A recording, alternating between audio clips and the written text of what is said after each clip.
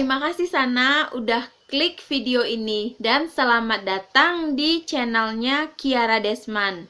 Mbak kabar hariko Sana, lai sehat, mudah-mudahan sehat sadonyo ya Sana.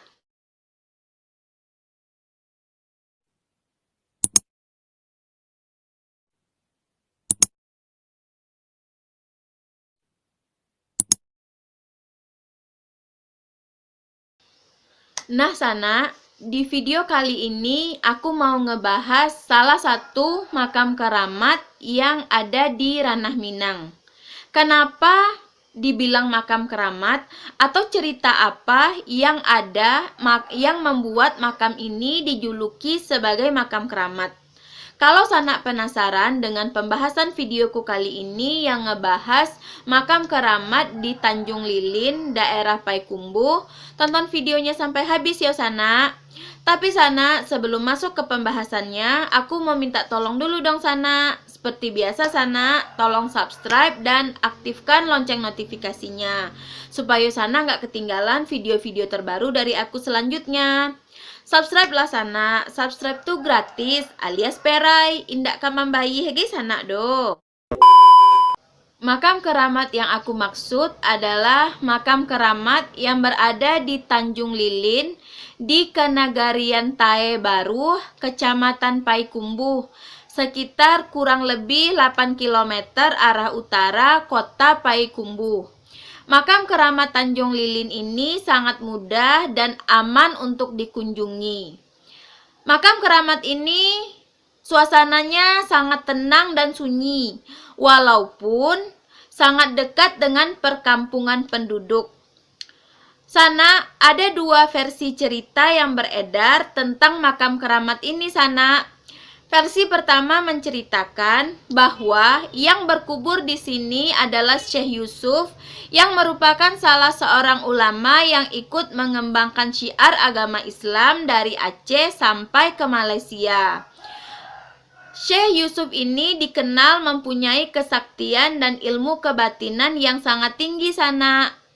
Syekh Yusuf mempunyai 3 orang istri dan salah seorang istri beliau berasal dari negeri Sembilan Malaysia, dan beliau juga mempunyai anak cucu di sana.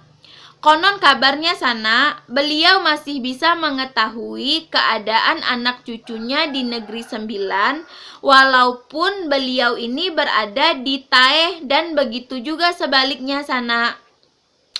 Ada juga versi kedua yang mengatakan bahwa yang berkubur di sini adalah Syekh Abdurrahman. Syekh Abdurrahman ikut berjasa dalam mengembangkan agama Islam di daerah ini semasa zaman Perang Padri Sana. Pengikut Tuanku Iman Bonjol ini memiliki kesaktian, mahir dengan ilmu bela diri, dan terkenal akan keberaniannya Sana. Tidak hanya di daerah ini, beliau juga mengembangkan agama Islam sampai ke Malaysia, tepatnya di daerah Kelang. Diperkirakan beliau ini meninggal tahun 1836. Nah, kenapa makam ini disebut keramat Sana atau dikenal dengan makam keramat? Kekeramatan kuburan ini terlihat setelah beliau ini dikuburkan.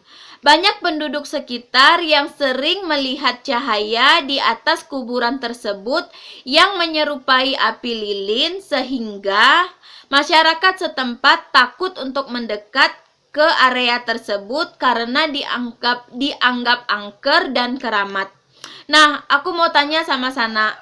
Menurut Sana gimana? Makam ini keramat atau enggak? Terus dua versi cerita yang beredar tadi, mana menurut Sana versi yang sebenarnya?